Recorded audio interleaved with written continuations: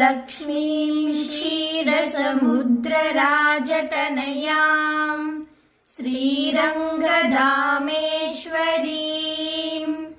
दासीभूतसमस्तदेववनितां लोकैकदीपाङ्कुरां